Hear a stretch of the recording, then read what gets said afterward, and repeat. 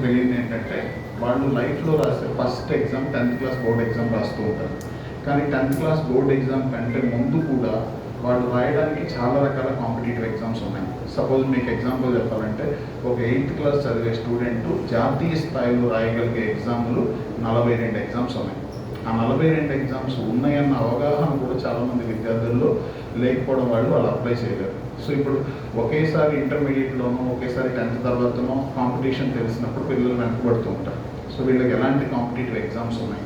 Suppose నీకు maths subject interest ఉంది, maths subject interest ఉంటే మ్యాథ్స్కి జిల్లా స్థాయిలో పోటీ పరీక్షలు ఏమున్నాయి, రాష్ట్ర స్థాయిలో పోటీ పరీక్షలు ఏమున్నాయి, జాతీయ స్థాయిలో ఏమున్నాయి, ఇంటర్నేషనల్ లెవెల్లో ఏమున్నాయి, దానికి ప్రిపేర్ అవ్వాలంటే ఏ బుక్స్ చదవాలి, ఎలా నేర్చుకోవాలి అనే అవగాహనతో పాటు దానికి సంబంధించినటువంటి చదువు చెప్పడంతో పాటు దానికి మాక్ టెస్ట్స్, దాని ఎగ్జామ్స్, అప్లికేషన్ అవేర్నెస్ అన్నీ కూడా ఈ ఫౌండేషన్ సెంటర్లో కండక్ట్ చేయడం జరుగుతుంది. సో దీనికి సంబంధించినటువంటి దీన్ని ఈరోజు ఇక్కడ లాంచ్ చేయాలనుకోవడానికి మా ప్రధానమైన ఉద్దేశం ఏంటంటే కరీంనగర్ స్టూడెంట్స్ కన్సిస్టెంట్గా కూడా 10th క్లాస్ తర్వాత చాలామంది మంచి బాగా చదివే విద్యార్థులందరూ కూడా హైదరాబాద్ వస్తూ ఉంటారు, మా సెంటర్స్లో కూడా జాయిన్ అవుతూ ఉంటారు.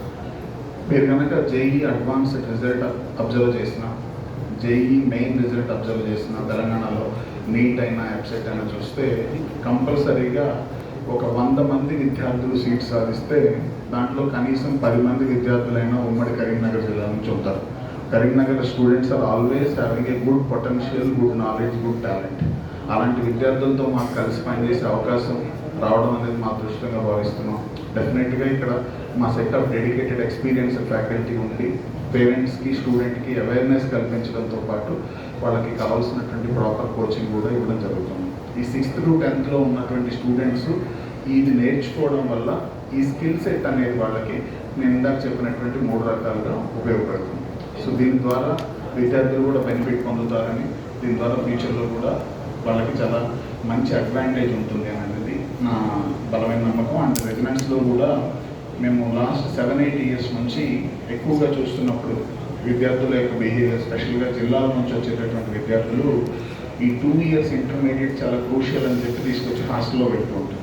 ఈ హాస్టల్లో పెట్టినప్పుడు డెడికేటెడ్గా, సిన్సియర్గా చాలా ఎఫర్ట్స్ పెడతారు. చాలా ఎఫర్ట్స్ పెట్టిన తర్వాత కూడా వాళ్ళు ఒక పాయింట్ తర్వాత ఇంకా దాన్ని దాటి ముందుకు వెళ్ళే పరిస్థితి ఉంది. ఎందుకంటే 2 years కొన్నిసార్లు సరిపోదు.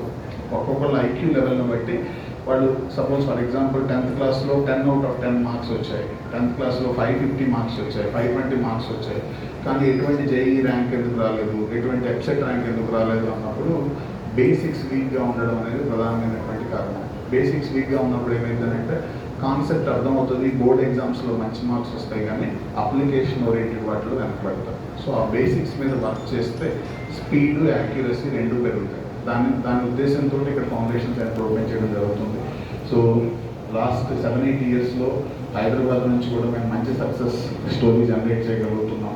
అండ్ ఈ నిన్న రిలీజ్ అయినటువంటి జేఈ అడ్వాన్స్డ్ ఫలితాల్లో కూడా 1000 లోపల మా హైదరాబాద్కు సంబంధించిన విద్యార్థులు దాదాపుగా 17 మంది ఉండడం, అండ్ మొన్న రిలీజ్ అయినటువంటి ఎంసెట్ ఫలితాల్లో కూడా స్టేట్ ఫస్ట్ ర్యాంక్ మా స్టూడెంట్కి రావడం, జేఈ మెయిన్లో కూడా మా students maximum number of students qualify అవ్వడం, నిన్న రిలీజ్ అయినటువంటి జేఈ అడ్వాన్స్డ్ ఫలితాల్లో మొత్తం తెలంగాణ నుంచి ఓవరాల్గా ఐఐటీకి సెలెక్ట్ అయినటువంటి విద్యార్థులు సుమారుగా 1650 నుంచి 1700 మంది ఉంటే దాంట్లో కేవలం రెసిడెన్స్ హైదరాబాద్లో చదివిన విద్యార్థులే 185 మందికి ఐఐటీ సీట్లు రావడం అనేది డెఫినెట్గా మాకు చాలా గర్వకారణం. సో అటువంటి ఎక్స్పీరియన్స్ ఉన్నటువంటి కరిక్యులం, పెడగాగి, సేమ్ ఫ్యాకల్టీ కూడా ఇక్కడికి వచ్చి ఆఫ్లైన్ మోడ్లో సాయంత్రం పూట స్కూల్ అయిన తర్వాత క్లాసెస్ టీచ్ చేయబోతున్నారు. సో మా రెసిడెన్స్ గ్రూప్ ఈ చిన్న మెట్టుతోటి కరీంనగర్లో ప్రయాణం మొదలుపెట్టింది. సో దీని తర్వాత స్లోగా గోయింగ్ ఫార్వర్డ్ మేము కమింగ్ అకాడమిక్ ఇయర్స్లో ప్రాపర్ ఇంటర్మీడియట్ కోర్సెస్ కూడా ఇక్కడ లాంచ్ చేయాలి అని అనుకుంటున్నాం. అండ్ ఒకసారి మాకు విద్యార్థులతోటి అవగాహన పెరిగిన తర్వాత ఫ్యూచర్లో మా స్కూల్స్ కానీ ఇవన్నీ కూడా ఇక్కడికి ఎక్స్పాండ్ చేసే ఉద్దేశంతో ఉన్నాం. సో మాకు ఈ అవకాశం కల్పించినటువంటి కరీంనగర్ ప్రజలకి అండ్ విలేకరుల మిత్రులకి అండ్ స్టూడెంట్స్కి అందరికీ కూడా ప్రత్యేక ధన్యవాదాలు. మా ఆహ్వానాన్ని మన్నించి ఇక్కడికి ఇచ్చేసినటువంటి మా శ్రేయోభిలాషి అండ్ మా అందరి శ్రేయోభిలాషి జేడీ రఫీనాన్ గారికి ప్రత్యేకమైన ధన్యవాదాలు తెలియజేసుకున్నాం. Thank you.